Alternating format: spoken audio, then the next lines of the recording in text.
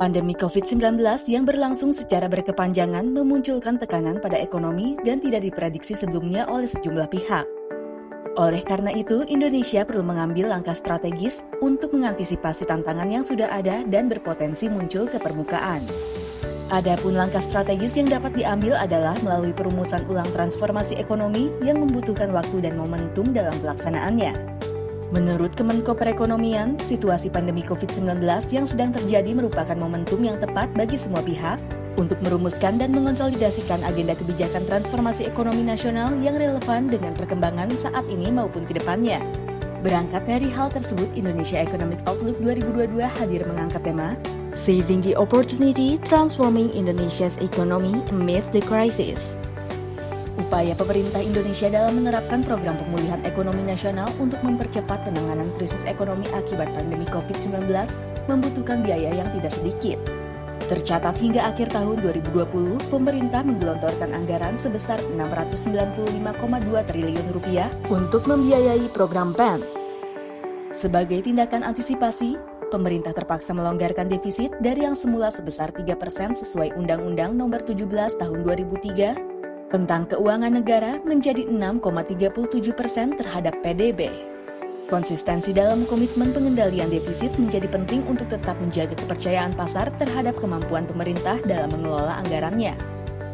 Namun, sejumlah resiko fiskal dinilai masih akan berpotensi untuk muncul, terutama pada penghujung masa relaksasi defisit fiskal, seperti pendapatan pajak rendah, pengeluaran sosial tinggi, dan hutang yang besar. Oleh karena itu diperlukan upaya yang tepat agar Indonesia mampu mengendalikan defisit fiskalnya. Untuk membahas hal tersebut, kami mengangkat tema Managing Fiscal Deficit to Maintain Fiscal Sustainability. Pandemi COVID-19 memunculkan gelombang digitalisasi yang masif pada sektor ekonomi dan keuangan. Data Bank Indonesia pada kuartal pertama tahun 2021 menunjukkan bahwa selama masa pandemi, volume dan nominal transaksi e-commerce mengalami peningkatan masing-masing sebesar 99% dan 52% year-on-year. Peningkatan juga terjadi pada transaksi uang elektronik non-bank yang mencapai nominal hingga 61,4 triliun rupiah atau naik sebesar 33% year-on-year. Akan tetapi sejumlah isu tantangan seperti cyber attack, shadow banking, dan big tech juga muncul seiring dengan berkembangnya gelombang digitalisasi. Inovasi digital di bidang keuangan, khususnya dalam hal sistem pembayaran, perlu dilakukan untuk mengakomodasi berbagai isu yang muncul akibat adanya gelombang digitalisasi. Oleh karena itu, IEO 2022 akan mengangkat subtema Refining the Payment System to Accommodate Digitalization and Improve Financial Inclusion.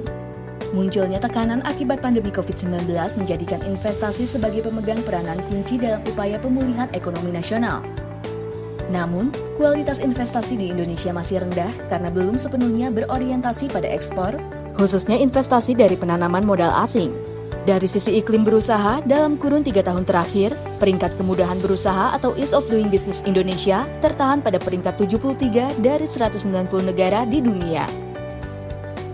Di sisi lain, Indonesia menempati peringkat 102 dari 180 negara dengan indeks persepsi korupsi yang mengalami penurunan sebesar 3 poin dari tahun sebelumnya. Semua kondisi ini menunjukkan bahwa iklim investasi di Indonesia masih memerlukan upaya perbaikan.